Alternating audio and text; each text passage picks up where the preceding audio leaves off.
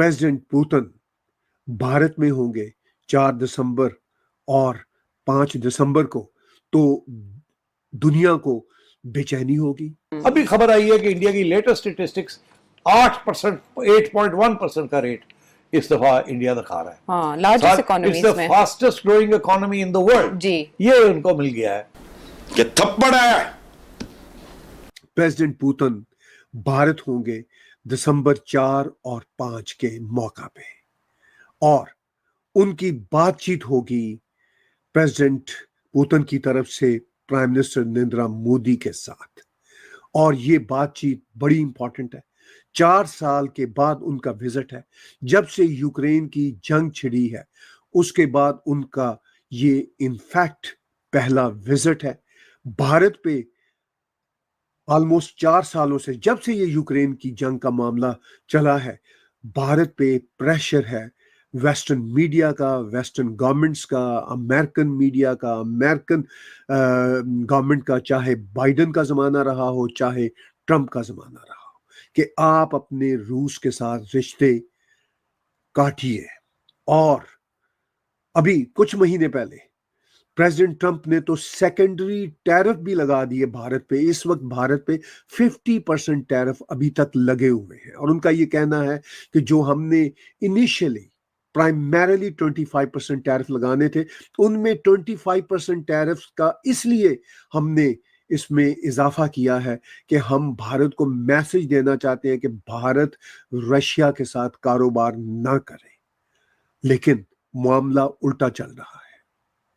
भारत तो रशिया से अपने असले की जो परचेज है उसको भी बढ़ाने वाला है, नए से नए एग्रीमेंट करने वाला है, और अमेरिका का, यूरोपियन यूनियन का बहुत प्रेशर रहा, अभी भी है, कि भारत अपने तेल की जो खपत है वो रशिया से ना सिर्फ कम करे बल्कि खत्म करे। प्रेसिडेंट ट्रंप ने तो अभी 2-1 महीने पहले यहां तक कह दिया कि भारत बस अब खत्म करने वाला है रशिया से तेल और एनर्जी की परचेस। और अब जबकि प्रेसिडेंट पुतिन भारत में होंगे 4 दिसंबर और 5 दिसंबर को, तो दुनिया को बेचैनी होगी। तो जाहिर है उनको भी बहुत जलेगा व्लादिमीर पुतिन का भारत जाना। तो इस माहौल में भारत के ऊपर प्रेशर बढ़ेगा, लेकिन भारत ने भी साबित किया है इन 4 सालों में कि वो इस प्रेशर को लेने वाले नहीं है। वो भी अब लिफ्ट नहीं कराते प्रेसिडेंट ट्रंप को और यूरोपियन यूनियन को। वो भी कहते हैं कि आपने 50% टैरिफ लगा के देख लिए, हमारा ग्रोथ रेट फिर भी 8.2% हुआ, और मजीद लगा दीजिए, क्योंकि 50% टैरिफ के बाद वैसे ही कोई गुंजाइश नहीं रहती कि आप आपस में धंधा कर सके। तो उन्होंने कहा ठीक है, आप 50 से 150% कर दीजिए, लेकिन हम वही करेंगे जो हमें सूट करेगा। तो भारत वही कर रहा है जो भारत को सूट करेगा। लेकिन इस मौका पे चूंकि फ्रस्ट्रेशन है बहुत ज्यादा with in European union, with in NATO countries, with in western world, तो वो भारत पे फिर दबाव डालेंगे कि एक तासुर है, एक ऐसी अंडरस्टैंडिंग है कि भारत, मुगल जो थे उनका आना भारत की हिस्ट्री में एक बहुत बड़ा इवेंट था। देखिए, मुगल करीब 250-300 साल उन्होंने, 1526 में बाबर आया, फर्स्ट बैटल ऑफ पानीपत हुई 1526 में, एंड 1857 में मुगल साम्राज्य निपट गया। भारत का जो रिकॉर्डेड इतिहास है वो 5000 साल का है, लिखित जो पाया गया है, और वैसे उससे बहुत पुराना है। ये जो मोहनजोदाड़ो वगैरह और हड़प्पा वगैरह जो अभी पाकिस्तान में मोहनजोदाड़ो है, सो भारत का इतिहास उससे भी पहले जाता है। ये तो मिला है, नीचे खोदेंगे और भी मिलेगा। मुगल्स अगर एक 24 घंटा देखें, अगर एक 24 घंटे की साइकिल को माने जब से भारत आए, तो मुगल उसमें से 5 मिनट भी नहीं है, पहली चीज। पर हाँ, क्योंकि इतनी बातचीत होती है मुगलों के बारे में, और ऐसी ऐसी बातें हुई हैं मुगलों के बारे में, अच्छी भी हुई हैं, बुरी भी हुई हैं, तो कॉन्वर्सेशन में मुगल हैं। पब्लिक लाइफ में अगर आप मुस्लिम रूलर्स का नाम लें तो मैं अक्सर ऐसा कहा जाता है कि मुगल रूलर्स के कंट्रीब्यूशन बहुत ज्यादा थे। ऐसी बात नहीं है। मुस्लिम रूलर्स थे मुगल्स के अलावा जिनके बहुत जबरदस्त कंट्रीब्यूशन थे। उसमें सरफहरिस्त नाम है शेरशाह सूरी का, जिसने ग्रैंड ट्रंक रोड बनाई थी। और उस जमाने में 5 साल का राज था शेरशाह सूरी का, और ग्रैंड ट्रंक रोड बनाना कोई छोटी बात नहीं थी। आज की तारीख में 21वीं सदी की टेक्नोलॉजी का इस्तेमाल करते हुए शायद ही कोई मुल्क है वो काम कर पाए जो उस आदमी ने उस समय कर दिया था। पहली चीज ये हमें समझनी पड़ेगी। मेरा सिर्फ ये कहना है कि बात हिंदू या मुसलमान की नहीं है। मुस्लिम रूलर्स में से भी ऐसे कई रूलर्स थे जिन्होंने मुगलों ने अपने लिए काम करा। ताजमहल अपनी बीवी के लिए बनाया, लाल किला अपने लिए बनाया। शेरशाह सूरी ने गरीबों के लिए काम करा। पोस्टल सिस्टम किसने शुरू करा? रेवेन्यू सिस्टम किसने रिफॉर्म करा? पहली चीज ये।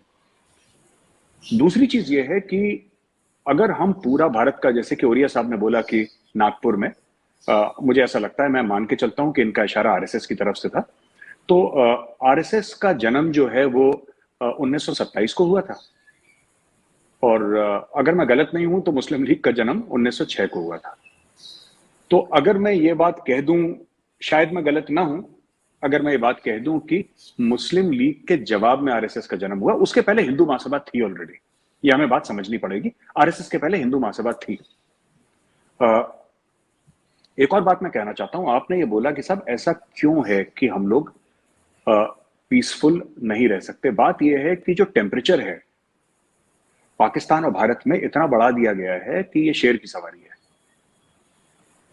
और इस शेर की सवारी से नीचे उतरना लोगों ने कोशिश करी है, और तारीख ने उन लोगों को निपटा दिया है। ऐसा हुआ है।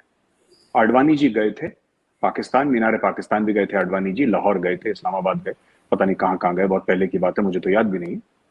अटल बिहारी वाजपेयी जी भी आए थे पाकिस्तान, आपकी तरफ से नवाज शरीफ साहब आए थे, और भी लोग आए थे। और बात यह है कि लोगों ने अपनी तरफ से कोशिश करी, पाकिस्तान से भी कोशिश करी, भारत से भी कोशिश करी, ये किसी वजह से नहीं हो पाया।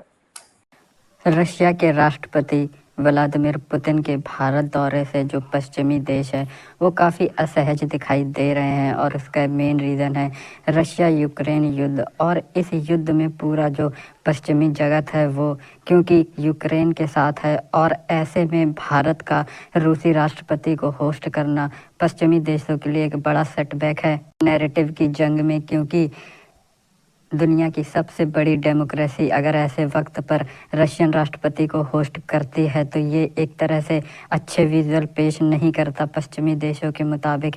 लेकिन भारत और रशिया के जो बायलैटरल संबंध हैं वो बहुत ही हिस्टोरिक हैं और बहुत ही मजबूत भी हैं, और भारत क्योंकि स्ट्रेटेजिक ऑटोनॉमी एक्सरसाइज करता है इसलिए भारत किसी भी प्रकार के पश्चिमी देशों के दबाव में नहीं आता, क्योंकि पश्चिमी देशों का भारत के ऊपर लंबे समय से दबाव है रशिया के साथ रिलेशंस को डाइल्यूट करने का या फिर तोड़ देने का। लेकिन भारत पश्चिमी देशों की बिल्कुल नहीं सुनता, और भारत इसलिए ऐसा कर पाता है क्योंकि भारत अपने आप में एक शक्तिशाली देश है। रूसी राष्ट्रपति के इस दौरे से पहले भी भारत के ऊपर बैक चैनल्स के थ्रू काफ़ी दबाव बनाया गया, लेकिन भारत किसी दबाव में आने वाला नहीं है, और भारत रशिया के साथ अपने रिलेशंस को अपने नेशनल इंटरेस्ट के मद्देनज़र रखते हुए ही एक्सरसाइज करेगा। और आने वाले समय में रशिया और यूक्रेन युद्ध में क्या होता है इसका असर भारत और रशिया के बायलैटरल संबंधों पर बिल्कुल भी नहीं पड़ेगा।